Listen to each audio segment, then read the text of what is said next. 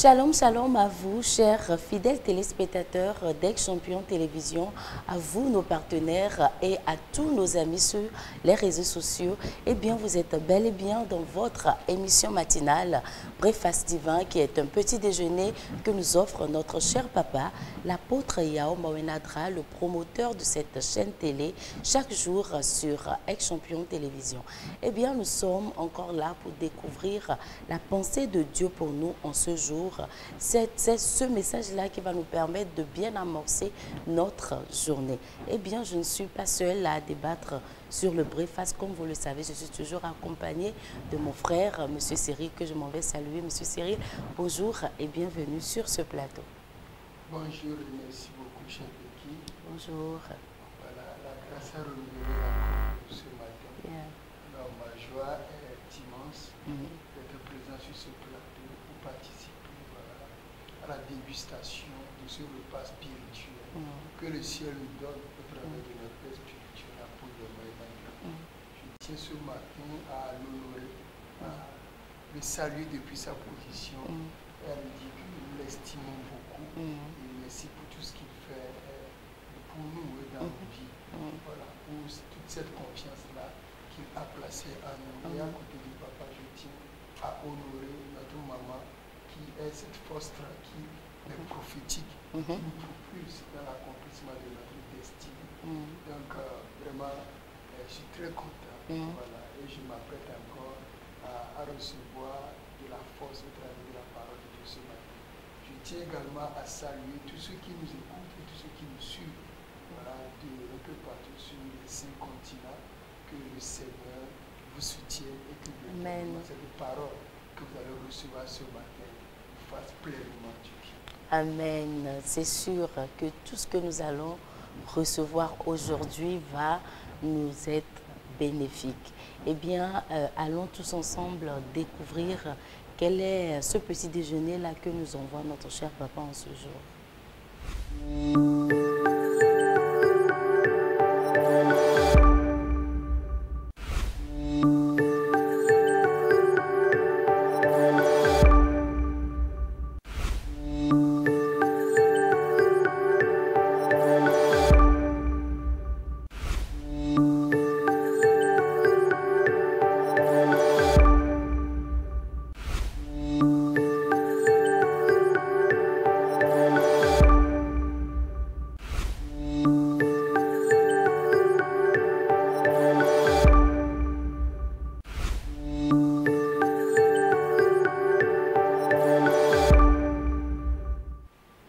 Le bonheur et la grâce sont ta portion. Le bonheur et la grâce sont ta portion. Tel est le thème d'aujourd'hui. Et pour test biblique, nous allons dans Psaume 23, le verset 6. Psaume 23, le verset 6. La Bible déclare: oui, le bonheur et la grâce m'accompagneront tous les jours de ma vie et j'habiterai dans la maison de l'Éternel jusqu'à la fin de mes jours. Amen. Le psaume duquel est tiré ce verset commence par la déclaration suivante. L'Éternel est mon berger, je ne manquerai de rien. Quand l'Éternel est ton berger, tu ne manqueras de rien. Le bonheur et la grâce t'accompagneront en tout temps et en toutes choses. Eh bien, papa nous a énuméré quelques points de prière. Vous pouvez déclarer juste après moi en disant: Père, je te remercie pour tes merveilles dans ma vie au nom de Jésus. Je déclare aujourd'hui que la faveur de Dieu se reflétera dans tout domaine de ma vie au nom de Jésus. Je déclare que la grâce de Dieu est sur ma vie pour me donner le succès au nom de Jésus. Seigneur, partout et en toutes choses, que ta grâce m'accompagne au nom de Jésus. Par la grâce de Dieu sur ma vie, je déclare que je suis la tête et non la queue au nom de Jésus. Par ta grâce sur ma vie, Je suis le premier et non le dernier au nom de Jésus. Seigneur, donne-moi de trouver grâce et faveur aux yeux de mon entourage au nom de Jésus. Seigneur, que ta grâce sur ma vie me conduise devant les rois et les hautes personnalités de mon pays au nom de Jésus. Seigneur, que ta grâce sur ma vie me donne la victoire sur les ennemis qui me combattent au nom de Jésus. Je déclare que chaque projet maléfique contre ma vie est un non-événement au nom de Jésus. Ô Seigneur, par ta grâce sur ma vie, je marche dans la victoire surnaturelle au nom de Jésus. Je déclare que la grâce de Dieu me donne d'être distingué parmi mes pairs, parmi mes collègues, parmi mes frères, au nom de Jésus. Que le Seigneur vous bénisse. Amen. Le bonheur et la grâce sont ta portion. Le bonheur et la grâce sont ta portion. Eh bien, nous rendons grâce au Seigneur pour ce message très fortifiant qui nous rassure, qui nous donne l'énergie et qui nous aide à encore aller de la voie, à garder de l'espoir, à marcher avec assurance. Eh bien, M. Cyril, je vous passe la parole. Merci Amen. beaucoup. La présentation était très, très belle. Merci. Voilà, et je veux remercier notre papa pour ses paroles prophétiques et ses paroles de bénédiction qu'il prononce sur notre vie à l'entame de cette journée.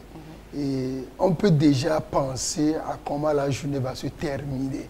Parce que nous serons tellement favorisés. Amen. Il y aura le rire dans notre maison. Amen. Il y aura la joie dans notre cœur. Si nous pouvons déclarer véritablement et croire à cette parole prophétique qui a été proclamée, qui est à ce que le bonheur et la grâce, voilà, soit notre portion ou bien nous accompagne partout où nous allons.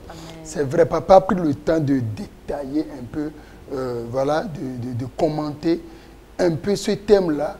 Mais dans les points de prière, papa est allé en profondeur concernant tout ce que la grâce de Dieu peut apporter dans la vie d'un homme.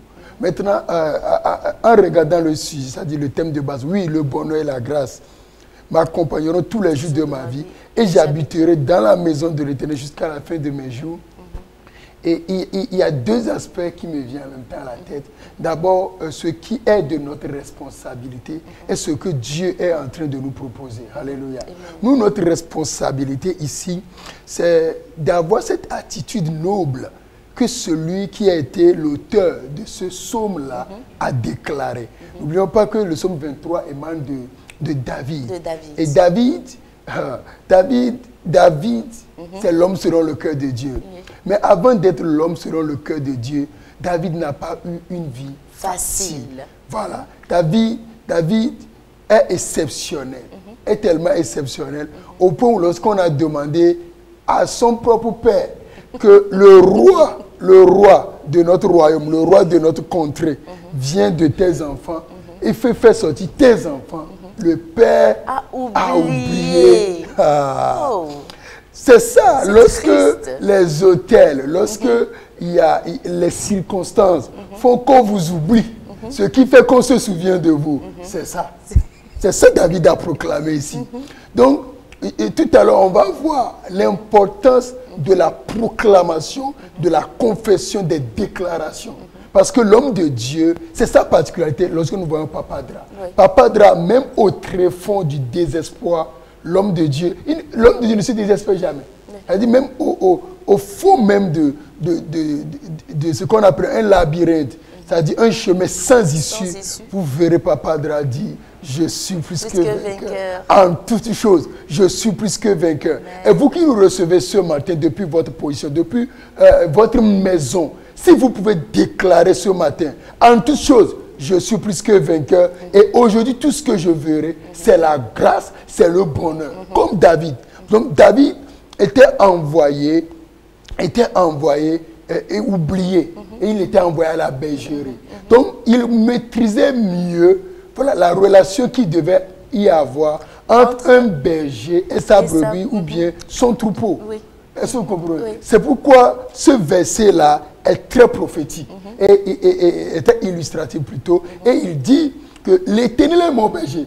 N'oubliez pas que lorsque David s'est présenté devant Saül, on dit, jeune homme, est-ce que toi tu peux affronter ce Goliath?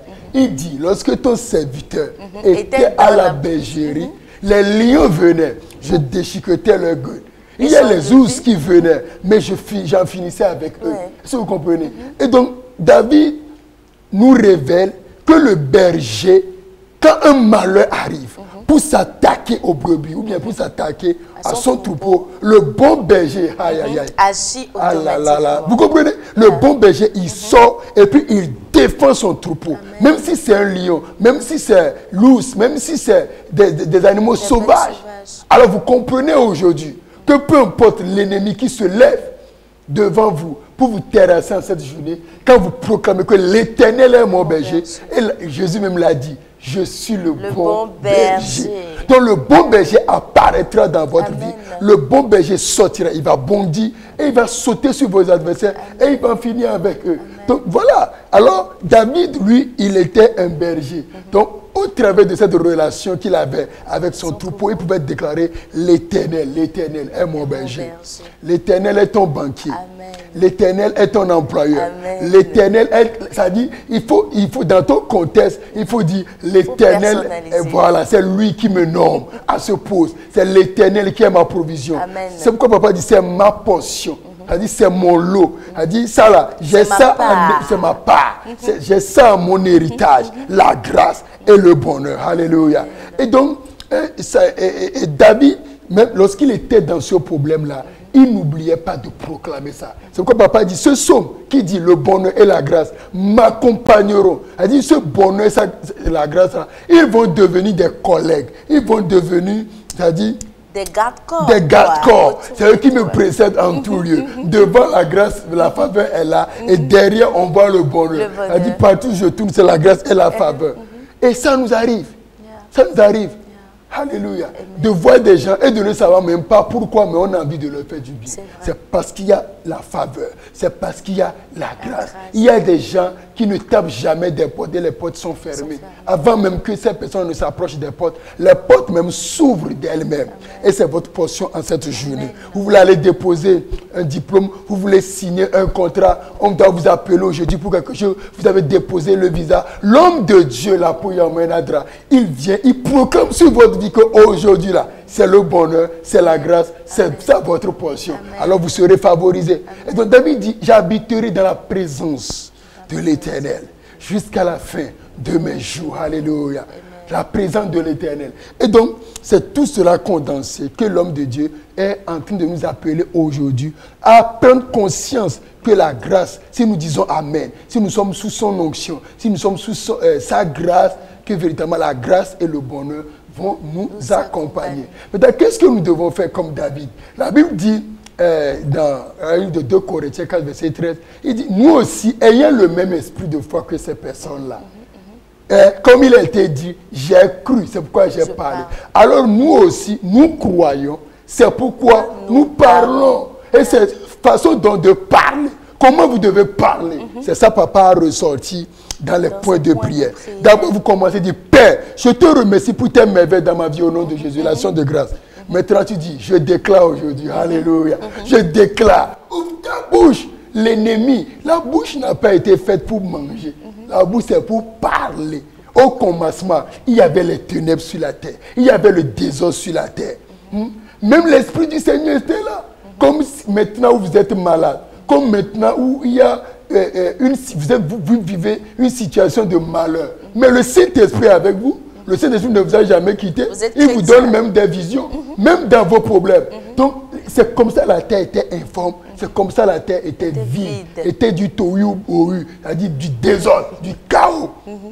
Mais l'Esprit du Seigneur était là. Il fallait quelque chose. Il fallait qu'on parle. La Bible dit, Dieu dit.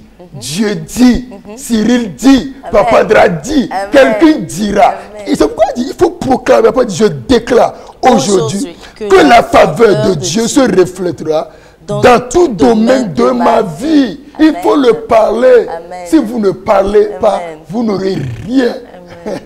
C'est comme cette image humoristique qu'on avait vu il y a eu un temps où un charlatan disait, si vous ne dansez pas, vous n'aurez pas de satisfaction.